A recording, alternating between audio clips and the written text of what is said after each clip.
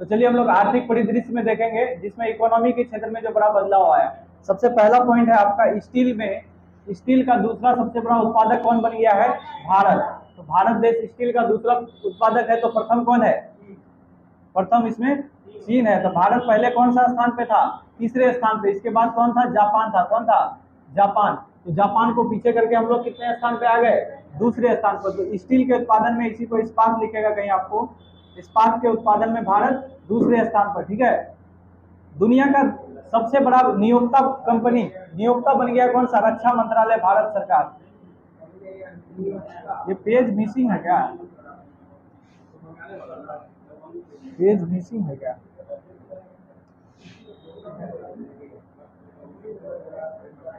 चलिए गप बंद कर दिए आप लोग, गप बंद कर दिए। तो बताइए कि ये कौन सा दुनिया का सबसे बड़ा नियोक्ता कौन सा विभाग बन गया है? नियोक्ता का मतलब है नियुक्ति देने वाला, यानी सबसे ज्यादा मतलब बहाली करने वाला कौन बन गया? रक्षा मंत्रालय। कौन सा पहल लाया था? अग्निवीर। चलिए मछली उत्पादन के मामले में भारत तीसरे स्थान पर है। कितने स्थान पर? तीसरे स्थान पर। किसके उत्पादन में? मछली उत्पादन में। उसके बाद ये विश्व की सबसे कम प्रजनन दर वाली दर्ज करने वाला जो देश रहा वो दक्षिण कोरिया रहा। कौन रहा? दक्षिण कोरिया। कहाँ? दक्षिण कोरिया की राजधानी सियोल। तो दक्षिण कोरिया के राष्ट्रपति कौन है अभी? Kim Jong. मून जे इन। कौन? मून जे इन। किम जोंग तो उत्तर कोरिया का है। तो विश्व की सबसे कम प्रजनन दर, यानी यहाँ में 0.86 इसका प्रजनन दर रहा। इंडिया का प्रजनन दर घट के कितना हो गया है? 2.0। कितना? 2.0। यानी प्रत्येक जो कपल है यहाँ 2 बच्चे पैदा कर रहे हैं, यहाँ 1 से भी कम पैदा कर रहे हैं। ठीक है। तो यहाँ आ जाइए। भारतीय बाजार में, इसका मतलब ये नहीं कि 1 से कम बच्चा पैदा हो सकता है क्या? पैदा होने का मतलब ये हो गया, इसको अगर आप 10 से गुना करेंगे तो कितना हो जाएगा? या 100 से गुना करेंगे तो कितना हो जाएगा? 86। यानी 100 कपल मिलकर के 86 बच्चे पैदा कर रहे हैं। ठीक है। कितना? 100 कपल में से कुछ ऐसे कपल होते हैं जो बच्चे नहीं हो रहे हैं वहाँ। तो ये दक्षिण कोरिया है। कहाँ? दक्षिण कोरिया। अभी आपको रोचक जानकारी आपको बताएं, आयरलैंड में अगर आप जाके निवास करते हैं तो आपको सरकार पैसा देती है। आयरलैंड में अगर विदेशी कोई आकर के निवास करता है तो उसको वहाँ के सरकार पैसा देती है निवास करने का। ठीक है। जापान में भारत मतलब पाकिस्तान के लोगों को खेप वाइज भेजा जा रहा है वहाँ प्रजनन बढ़ाने के लिए। पाकिस्तान के लोगों को वहाँ, पाकिस्तान सरकार वहाँ लोगों को भाड़े पर भेज रहा है। मतलब पाकिस्तान को ही क्यों नहीं, आपको भी भेजा जा सकता है। आपकी सरकार ऐसा काम नहीं कर सकता। उसकी सरकार मजबूरी में क्या है, पैसे के इसके लिए, इसीलिए वो लोग भेज रहे हैं। आप भी जा सकते हैं, पाकिस्तान सरकार से कांटेक्ट कीजिए। तो भारतीय बाजार में ये क्या था? 100%। भारतीय बाजार में 100% इलेक्ट्रिक दुपहिया वाहन होगा। कब तक? 2026-27 तक। तो भारत के बाजार में 100%। बाहर का आवाज आ रहा है ना? हेलो सर, थोड़ा सा इधर ध्यान दीजिए ना। कौन वाला फैन है ज्यादा आवाज कर रहा है? कोई फैन का ज्यादा आवाज हो रहा है क्या? बाहर से आवाज आ रहा है? अच्छा, इसका आवाज हो रहा है। भारतीय बाजार में 100% इलेक्ट्रिक दुपहिया वाहन कहां से लॉन्च, कब होगा? 2026-27 तक। भारत के बाजार में 100% दुपहिया वाहन। इसको ऑन कर दिए सर, इसको लाइटिंग ऑन कर दिए सर। भारत में एफडीआई के क्षेत्र में सर्वाधिक निवेश करने वाला देश कौन रहा? सिंगापुर। कौन सा? सिंगापुर। भारत के एफडीआई में सबसे ज्यादा योगदान किस देश का? सिंगापुर का। आरबीआई ने बैंकों के लिए एक अभियान चलाया है, 100 दिन 100 भुगतान अभियान। कौन सा? 100 दिन 100 भुगतान अभियान। किसका है? आरबीआई का। कब हुआ था स्थापना आरबीआई का?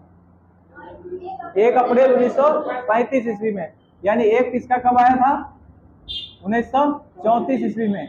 और केंद्रीय बैंक के लिए इसका कमेटी कब गठित हुआ था? कमेटी का नाम क्या था? Young Hilton committee. कौन सा? Young Hilton committee. Hilton young committee था। क्या था? Hilton young committee. Hilton young committee की सिफारिश पर 1934 में एक एक्ट आया और 1935 में इसका स्थापना हुआ, 1 अप्रैल 1935 में। उसके बाद ये 2014 के बाद, यानी 9 साल में, पिछले 9 साल पूरा हो गया अभी वर्तमान केंद्रीय सरकार का, 9 साल में रक्षा निर्यात 23 गुना हो गया। कितना? रक्षा निर्यात 23 गुना। रक्षा के क्षेत्र में हम लोग 2 एक्सपो करते हैं, एरो इंडिया शो और डिफेंस एक्सपो। कहाँ हुआ डिफेंस एक्सपो? सब भूल गए आप लोग। डिफेंस एक्सपो, डिफेंस एक्सपो कहाँ हुआ था? गांधीनगर गुजरात में। गांधीनगर गुजरात में क्या हुआ था? Defence expo. इसका थीम क्या था? पाथ टू प्राइड, याद है? Path to pride, path to pride था। इसी में डीसा नाम का आप लोगों को लिखा है, डीसा नाम का नया एयरफोर्स स्टेशन बना था गुजरात में, ठीक है। ये था गांधीनगर, यहाँ डिफेंस एक्सपो हुआ था 2022 वाला। और यहाँ एरो इंडिया शो अभी भी कहाँ हुआ? Arrow India show, arrow India show कहाँ हुआ था? बेंगलुरु में, केम्पगोड़ा हवाई अड्डा में। कहाँ? केम्पगोड़ा हवाई अड्डा कहाँ है? बेंगलुरु में। मई 2023 में भारत का कुल निर्यात कितना रहा? 60.29 बिलियन अमेरिकी डॉलर, जो पिछले कुछ महीने से कम है, ये इसलिए लिखा दिया गया, यानी कम हुआ है इधर निर्यात, ठीक है। पटना, जो पटना नगर निगम है, सीबीडीसी, एक दिन चर्चा किए थे हम लोग सीबीडीसी पर, सेंट्रल बैंक डिजिटल करेंसी, जिसको हम लोग शुद्ध रूप में क्या कहते हैं? ई रूपी। क्या कहते हैं? ई रूपी। ई रूपी को लागू करने वाला, उपयोग करने वाला पहला नगर निगम बन गया कौन? पटना नगर निगम। इंपॉर्टेंट है, याद रखिएगा, पटना नगर निगम, ई रूपी या सीबीडीसी, कुछ भी लिखे आपको, दोनों का आंसर वही होगा। ई रूपी कब लॉन्च हुआ था इंडिया में? 1 दिसंबर 2022। याद नहीं रहता, आप लोग रिवाइज नहीं करते पुराना। 1 दिसंबर 2022 को क्या लॉन्च हुआ था? ई रूपी, यानी ये डिजिटल करेंसी है। डीसी का फुल फॉर्म डिजिटल करेंसी किसका? सेंट्रल बैंक का, यानी केंद्रीय बैंक कौन है? आरबीआई। इसके बाद ये ग्रीन सिटी इन को, ग्रीन सिटी रीन, इन नहीं है ये, ग्रीन सिटी रीन, ऋण को बढ़ावा देने के लिए केंद्र का 30% वित्तीय सहायता मिलेगा। अगर आप किसी भी सिटी में, या स्मार्ट सिटी हो या कोई भी सिटी हो, उसमें अगर ग्रीन प्रोजेक्ट पर काम हो रहा है, पर्यावरण के क्षेत्र में कोई काम हो रहा है, तो केंद्र सरकार उसमें 30% का अनुदान देती है। क्या करती है? पर्यावरण के क्षेत्र में होने वाले प्रोजेक्ट पर कितना प्रतिशत का अनुदान? 30% का। कौन देती है? केंद्र सरकार। कौन देती है? केंद्र सरकार। तो ग्रीन सिटी ऋण नहीं, इन नहीं है, यह ऋण है, ठीक है। ग्रीन सिटी ऋण, ग्रीन सिटी ऋण के लिए 30% का वित्तीय अनुदान। शिपिंग होगा? अच्छा, शिपिंग, शिपिंग मीन्स क्या होता है? क्या होता है शिपिंग? पार्सल करना, यानी जल मार्ग के साथ, जल मार्ग में सामान का यहाँ वहां करना, मतलब ग्रीन पीस। अगर ग्रीन शिपिंग होगा वहां, मतलब क्या होगा? पर्यावरण प्रदूषण कम हो, या फिर नवीकरणीय ईंधन का प्रयोग करते हैं, उसके लिए कितना मिलेगा? 30% का। वेरी गुड, आप लोग सही कर दिए इसको। सिटी नहीं था, क्या था? शिपिंग था। उसके बाद क्लीन नोट, अभी 2000 रुपये बैन लगा है ना, 2000 रुपये को वापस ले रही है बैंक, तो ये कौन सा पॉलिसी के तहत? Clean note policy. क्या? Clean note. नोट मतलब यहाँ, ये नोट मतलब करेंसी है, नोट मतलब नहीं, नहीं, नोट मीन्स करेंसी।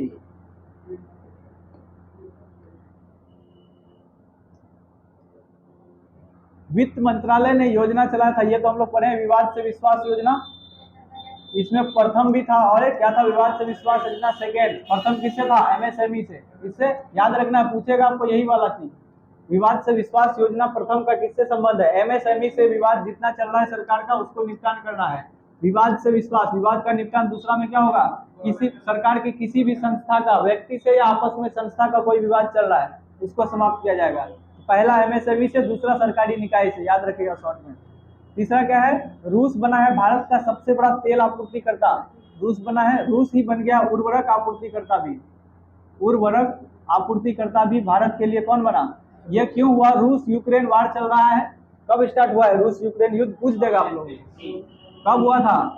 12 फरवरी 2022 को।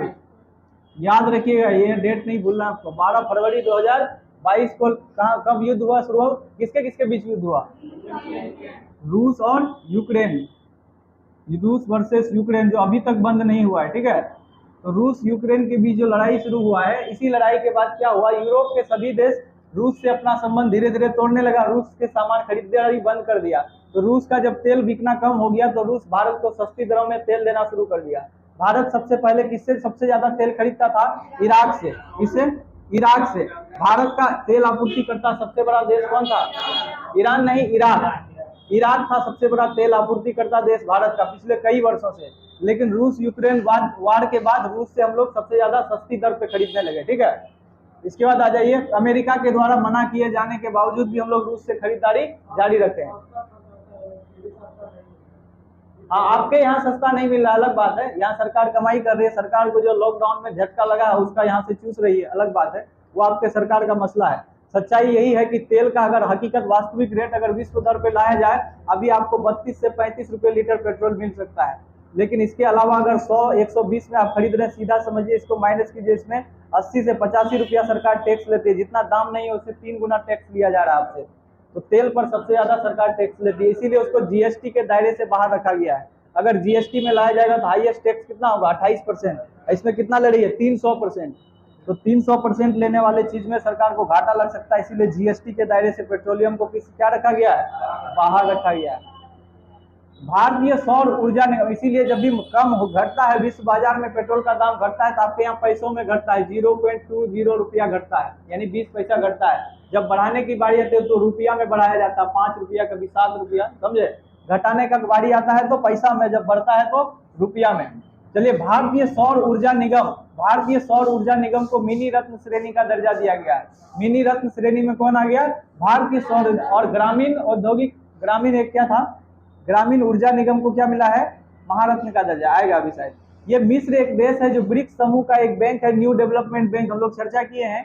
एनडीबी कब गठित हुआ था, 2014 में। इसका मुख्यालय बीजिंग में, बीजिंग चीन में इसका मुख्यालय है, 2014 में गठित हुआ है न्यू डेवलपमेंट बैंक। ये न्यू डेवलपमेंट बैंक चीन ने इसीलिए विकसित किया है इसको अमेरिका को कंट्रोल करने के लिए। अमेरिका के अधीन कौन काम करता है, आईएमएफ और वर्ल्ड बैंक, उसी का ऑप्शन चुन रहा है कौन, चीन। एनडीबी स्थापित किया। एक और बैंक है AIIB, Asian infrastructure investment bank. ये जो है एशियाई क्षेत्र को, केवल एशिया के देशों को ऋण देता है, ये भी चीन इसका नेतृत्व कर रहा है। उसके बाद मिस्र कौन था, न्यू डेवलपमेंट बैंक में शामिल होने वाला नया सदस्य कौन बन गया है, मिस्र बन गया है। इसी में यूएई भी शामिल हो गया है, इसी में ईरान भी शामिल है एनडीबी में। ये सब इसके बाद कौन हुआ, मिस्र इसमें शामिल हुआ था। यहाँ मिस्र ब्रिक्स में शामिल नहीं हुआ है, किसमें हुआ है, ब्रिक्स का बैंक में शामिल हुआ है। न्यू डेवलपमेंट बैंक को ब्रिक्स बैंक भी कहते हैं। एनडीबी का दूसरा नाम क्या है, ब्रिक्स बैंक। क्या है, ब्रिक्स बैंक। और बात कर ले, यहाँ स्टार लगा के कहीं नोट कर लीजिए, ब्रिक्स में तो ये तो न्यू डेवलपमेंट बैंक का सदस्य बना है। अगर ब्रिक्स की सदस्यता की बात करें तो ब्रिक्स में सदस्य बनने के लिए कौन आवेदन किया है, पिछले दिन बताया था आप लोगों को, अल्जीरिया। कौन, अल्जीरिया ने आवेदन किया है ब्रिक्स का सदस्यता के लिए।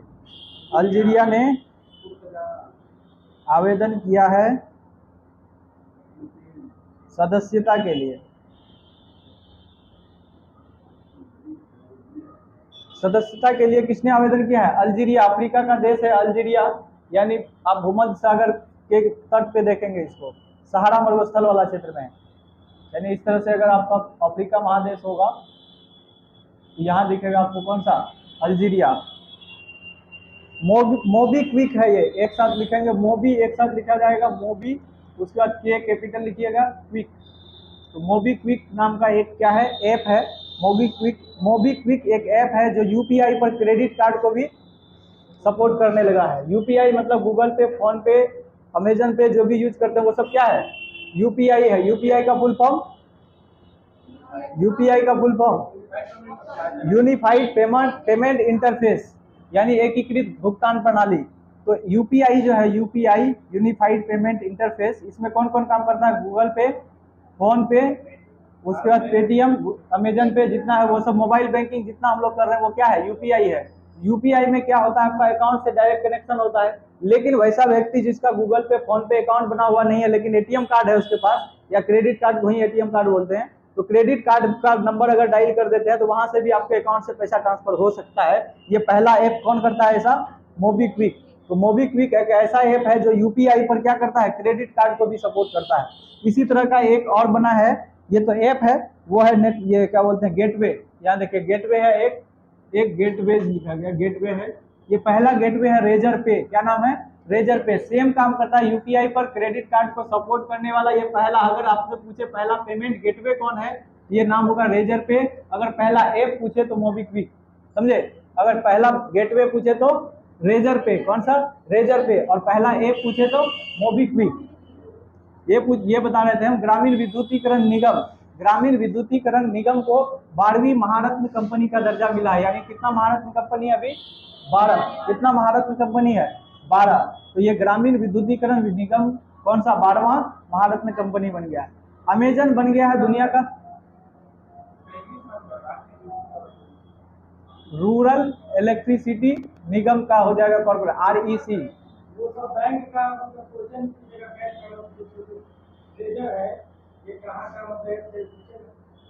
रेजर पे कहाँ का है? थोड़ा सा सर्च कर लिए, इंडिया का होगा, इंडिया का है। UPI इंडिया ही शुरू किया है।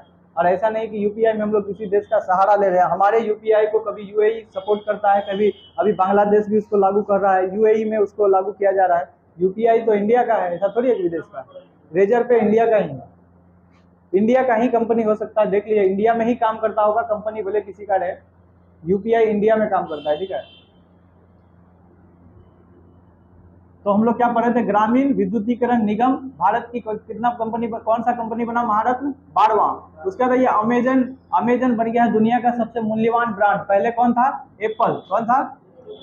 तो एप्पल को पीछे करके कौन बन गया है मूल्यवान ब्रांड? सबसे बड़ा अमेजन। यानी अमेजन का कारोबार विश्व में सबसे ज्यादा है। विश्व में सबसे ज्यादा पैसा का कारोबार किसके पास है? अमेजन के पास। तो राष्ट्रीय MSME, ये MSME है, यानी लिख लीजिएगा MSME। राष्ट्रीय MSME 2022 का जो पुरस्कार मिला है वो ओडिशा को मिला है। ये अवार्ड है, राष्ट्रीय MSME अवार्ड किसको मिला है? ओडिशा को। इसी में आप नोट करके लिखिएगा, इसी में दूसरा स्थान किसको मिला था? अपने बिहार को। तो दूसरा स्थान MSME के क्षेत्र में काम करने के लिए दूसरा स्थान किसको मिला था? बिहार को। राष्ट्रीय सीमा शुल्क और GST का संग्रहालय कहाँ खुला है? गोवा में। GST संग्रहालय कहाँ में? गोवा में। राष्ट्रीय सीमा शुल्क का भी संग्रहालय कहाँ में? गोवा में। नीचे ये 100 अरब डॉलर प्रेषण। प्रेषण क्या होता है? इसका इंग्लिश होता है रेमिटांस। प्रेषण होता है विदेशों से पैसा को प्राप्त करना, जैसे प्रेषित करना। प्रेषित करना मतलब क्या होता है? भेजना। तो प्रेषण से, प्रेषित से बना प्रेषण। तो विदेशों से पैसा कमाई करके अपने देश भेजने के लिस्ट में भारत नंबर 1 में है पिछले 4-5 साल से। तो भारत एक ऐसा देश है जहाँ का व्यक्ति पूरे संसार के सभी देश में है ना। भारत एक ऐसा देश है जहाँ का व्यक्ति सभी देश में मिल जाएगा। और अमेरिका एक ऐसा देश है जहाँ हर देश का व्यक्ति मिल जाएगा, है ना। अमेरिका में सभी देश से लोग आकर बसे हुए हैं, इसीलिए कभी कभी प्रवासियों का देश कहा जाता है। किसको? अमेरिका को। और भारत सभी देश में प्रवास करने वाला है, समझे। तो भारत के लोग सब देश में है और अमेरिका में सभी देश के लोग हैं। ये है प्रेषण प्राप्त करने में। इसमें सबसे ज्यादा खाड़ी देश से हम लोग प्रेषण प्राप्त करते हैं, खास करके UAE से, सऊदी अरब से, उसके बाद हम लोग कहाँ, वहाँ कौन सा? ईरान से। इन सभी देश से सब किसे? कतर है तो बहुत छोटा देश है, कतर तो ईरान का एक राज्य की तरह होगा। प्रवासी भारत को, जनगणना को नहीं गिना जाएगा प्रवासी भारतीय को, क्योंकि वो भारतीय मूल के हो जाते हैं। प्रवासी भारतीय को गिना जाएगा जिसका नागरिकता भारत में है, केवल वहां काम करने गए हैं। अगर जो वहां नागरिकता ले लिए उसको नहीं गिनते, ठीक है। उसमें 2-3 तरह का, प्रवासी भारत में भी 2-3 तरह का लोग आता है। एक आता है मूल निवासी यहाँ के हैं, या फिर वो वहाँ सदस्यता अगर नहीं लिया है नागरिकता, तभी यहाँ के नागरिकता में जिसका नाम है उसी को काउंट करते हैं। 100 अरब डॉलर प्रेषण प्राप्त करने में मतलब कौन पहला स्थान रहा? भारत। यानी भारत पहली बार, ऐसे तो नंबर 1 पे भारत रहता ही है, लेकिन इस बार 100 अरब डॉलर को पार कर गया है। मतलब विदेशों से कमाई करके भारत भेजने वाले लोग 100 अरब डॉलर पार कर गए हैं टोटल मिला के। ये 2022 का आंकड़ा है। दूसरा स्थान इसमें चाइना का है। दूसरा स्थान किसका है? दूसरा स्थान इसमें चीन का है। सबसे आबादी इसी का सबसे ज्यादा है, तो कहाँ होगा? कौन भेजेगा? भारतीय उपभोक्ताओं के लिए कार्बन कैलकुलेटर, याद रखिएगा, कार्बन कैलकुलेटर लॉन्च किया गया मास्टर कार्ड के द्वारा। किसके द्वारा? मास्टर कार्ड के द्वारा। कौन सा? Carbon calculator. नेक्स्ट है आपका है RBI की नई सुपटेक पहल है, एक दक्ष, यानी टेक्नोलॉजी के क्षेत्र में ज्यादा तेजी से काम करने के लिए, जिससे फिनटेक का स्थापना हुआ कहाँ? गुजरात में। फिनटेक सिटी, या हम लोग गिफ्ट सिटी बोलते हैं उसको। तो फिनटेक के क्षेत्र में, फाइनेंशियल टेक्नोलॉजी के क्षेत्र में ज्यादा अच्छे से काम करने के लिए कौन सा एक पहल लॉन्च किया? दक्ष। एक होता है दीक्षा। दीक्षा पोर्टल किससे संबंधित है? शिक्षा से संबंधित। यानी किससे संबंधित है? शिक्षकों को ट्रेनिंग देने से संबंधित। शिक्षक प्रशिक्षण पूछा जाएगा आप लोग टीचर वाला एग्जाम चलते हैं।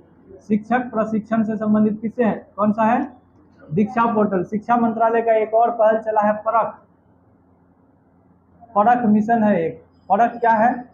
स्कूली छात्रों के मूल्यांकन के लिए, स्कूली छात्र का जो प्रदर्शन है कैसा है, स्कूली छात्रों को परखने के लिए, परख से समझिए परखना, स्कूली छात्रों के प्रदर्शन का मूल्यांकन के लिए।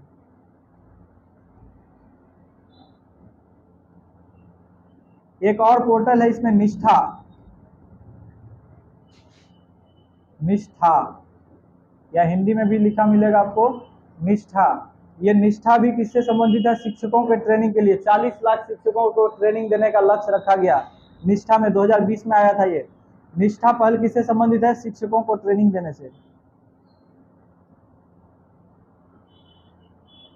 अभी तक चल रहा है ये। निष्ठा है, परख है, और भी इसमें कुछ शिक्षा मंत्रालय का जितना चीज हम टीचर वाले जितने लोग हैं सब चीज देख लीजिए। शिक्षा मंत्रालय का पोर्टल कभी अपने से भी खोल के देखिए, जो जो मिशन, जो अभियान उसके द्वारा चलाया जा रहा है उन सब चीज को डिटेल पढ़ लीजिएगा। शिक्षा मंत्रालय बिहार सरकार का भी, शिक्षा मंत्रालय केंद्र सरकार का पोर्टल खोलिएगा, गूगल पे आपको मिल जाएगा। जो जो पहल चल रहा है, जिस पर सरकार काम कर रही है, उन सब चीज को देख लीजिएगा। विशेषांक सूचकांक, ये आप आ जाइए इसमें, ग्लोबल जेंडर गैप इंडेक्स 2023 का है ये।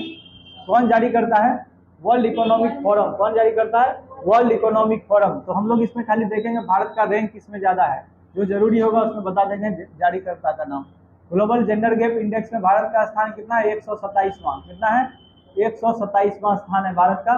किसमें? जेंडर गैप इंडेक्स में। विश्व प्रेस स्वतंत्रता सूचकांक में कितना स्थान है? 161वां। कौन सा? 161वां। यानी हम लोग क्या कर रहे हैं? प्रेस स्वतंत्रता कम है हमारे यहाँ। उसके बाद आ जाइए विश्व खुशहाली रिपोर्ट में 126 था, लेकिन 136 हो गया। कितना हो गया? उसको सही कर लीजिएगा आप डाटा।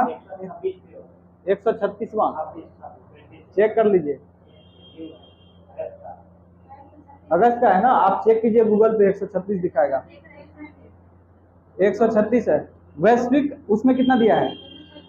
उसमें 136 दिया है। अच्छा, तो 26 हो गया, उसको सही कर लीजिए। सही बात, 126 हो गया। क्या बोले? नहीं दिखाई दो।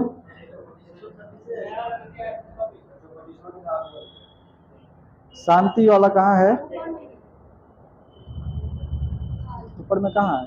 खुशहाली है। उसके बाद कितने नंबर पे है शांति वाला?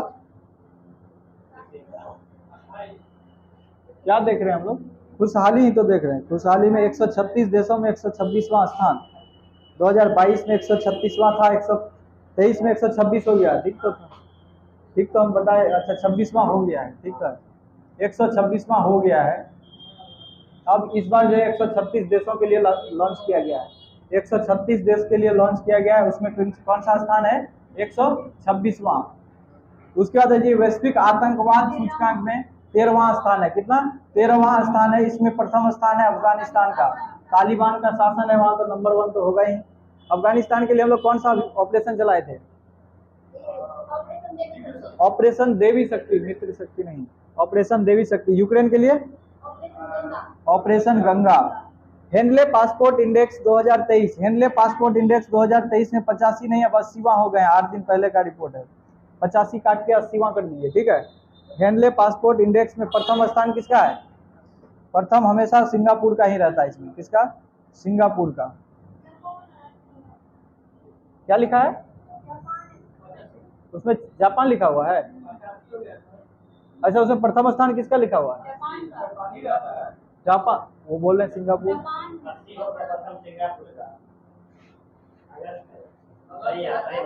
सिंगापुर हम सही बता रहे हैं। कहाँ है सिंगापुर? प्रथम तो है ही। आप लोग में जापान दिखा रहा है। अच्छा, हाँ होता है। एक मंथ में नहीं, अब 1 साल का वो मान लिया, पिछले महीना तक नहीं आया था, इस मंथ में आ गया रिपोर्ट। चलिए, 85 नहीं 80 हो गया।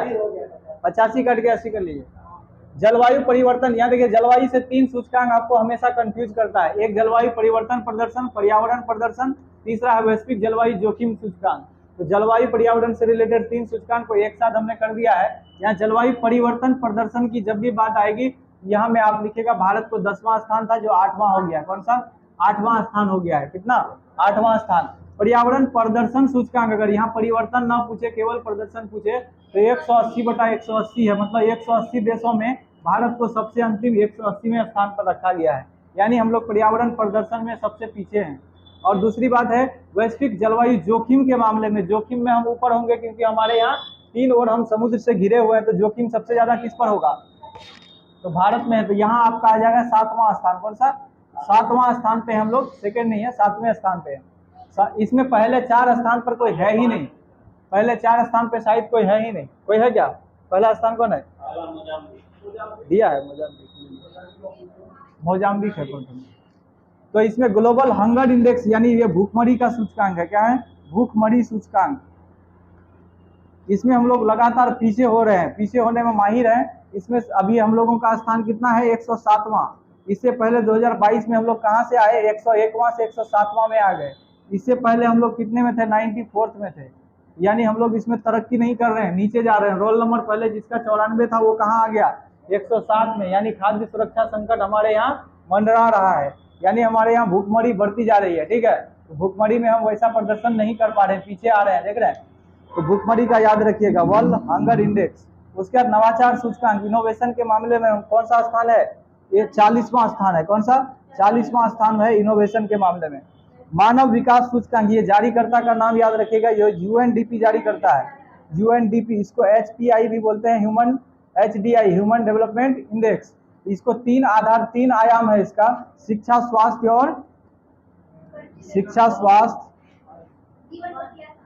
और जीवन स्तर या जीवन प्रत्याशा, जो भी बोलिए। तो जीवन प्रत्याशा, स्वास्थ्य और शिक्षा, तीन इसका क्या है, आयाम है। अगर संकेतक पूछे तो 10। ये इसलिए बता रहे हैं कि इस पर BPSC मेंस में लगातार 2 बार प्रश्न पूछा जा चुका था। केवल इसी रिपोर्ट पर मेंस में 38 मार्क्स का एक क्वेश्चन था और मानव विकास रिपोर्ट पर चर्चा करना था। तो थोड़ा सा डिटेल याद रखिएगा। इसमें आयाम कितना है, 3 आयाम है, शिक्षा, स्वास्थ्य और जीवन स्तर। संकेतक कितना है, 10 संकेतक। इसी 3 आयाम से अलग अलग संकेतक निकलता है, संकेतक इंडिकेटर, उसके आधार पर जारी किया जाता है UNDP के द्वारा। और इसमें स्थान भारत का इस बार 132वां है। कितना है, हम लोग 130 के आसपास लगातार कई वर्षों से रह रहे हैं, कभी 30, 31, 32, कभी 29, इसी तरह का रहता है। तो 132वें स्थान पर है ह्यूमन डेवलपमेंट इंडेक्स में। थोड़ा सा पहले रिवाइज कीजिए, तो कितना सब पढ़ लिया आप, अच्छा इंडेक्स कर लेते हैं रिवाइज लास्ट में, क्या चलिए। वैश्विक शांति सूचकांक यही पढ़ लिया अभी क्या, अच्छा शांति सूचकांक है, इसमें भारत का स्थान 135वां है। कितना, 135वां स्थान है शांति सूचकांक में, यानी वर्ल्ड पीस इंडेक्स, क्या बोल रहे हैं, पीस इंडेक्स में। सतत विकास 126 है, पिछले साल का 135 था क्या, 135 था पहले, 126वां स्थान आ गया। ठीक है, हाँ शांति में 126वां स्थान होगा। सतत विकास सूचकांक यानी SDG गोल कब आया था, बताए थे आप लोग को 2015 में पेरिस जलवायु समझौता से। कितना लक्ष्य है, कई एग्जाम में ये भी पूछा गया कि निम्नलिखित में से कौन सा लक्ष्य 17 लक्ष्य में शामिल नहीं है। तो आप लोग को 17 लक्ष्य याद नहीं भी करते हैं तो कम से कम इतना याद रखें कि कितना लक्ष्य था, 17 लक्ष्य था। कब तक के लिए है ये, 2015 से 2030 तक के लिए, इसीलिए याद रखना है। अभी समय आ गया है 30 के आसपास आ गया, 15 से निकल के आधा पूरा हो गया है। तो सतत विकास सूचकांक में भारत का स्थान 120वां है ना, थोड़ा सा मिलाते रहिएगा, 120वां ही होगा। उसके बाद वैश्विक लोकतंत्र सूचकांक की बात करें तो भारत का पहले 53वां स्थान था, इस बार 46वां हो गया है, सही है ना, 46वां स्थान हो गया। कितना, 46वां स्थान। विश्व का सबसे बड़ा लोकतंत्र तो है, लेकिन हमारे यहाँ 46वें स्थान पर हमारा लोकतंत्र है। टोटल देश की संख्या क्या कितना है इसमें,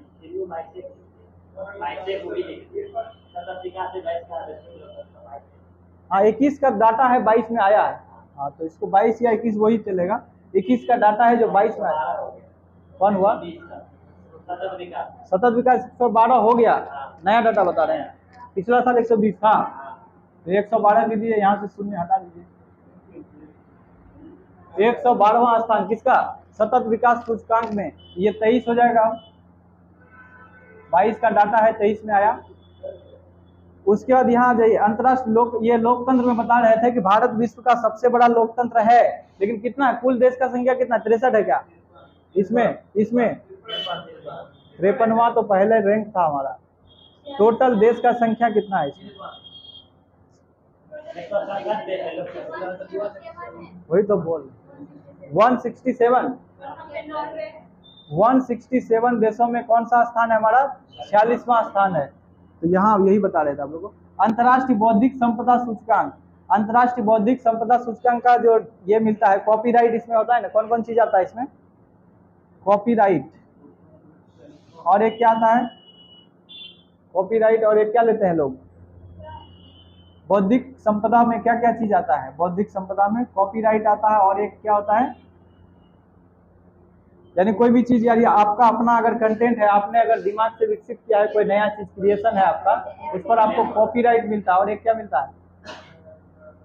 तो ये जो कॉपीराइट है एक तरह का क्या है? बौद्धिक संपदा है, यानी इंटेलेक्चुअल प्रॉपर्टी है आपका, ठीक है। इसी के बारे में सूचकांक जारी होता है। इसमें भारत का स्थान कितना? 40वां है। कितना है?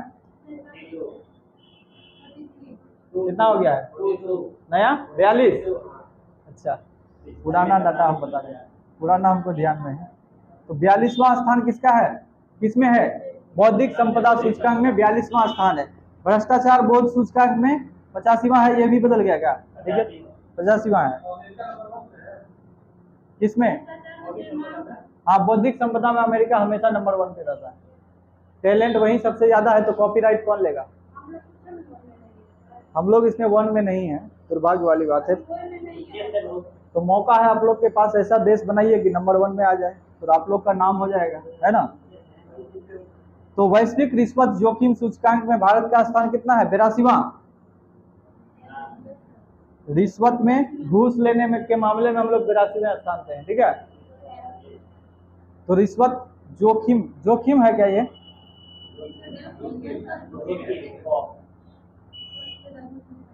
रिश्वत जोखिम रैंकिंग में कौन सा है? 82वां स्थान। तो याद कीजिए तो थोड़ा सा इसमें से।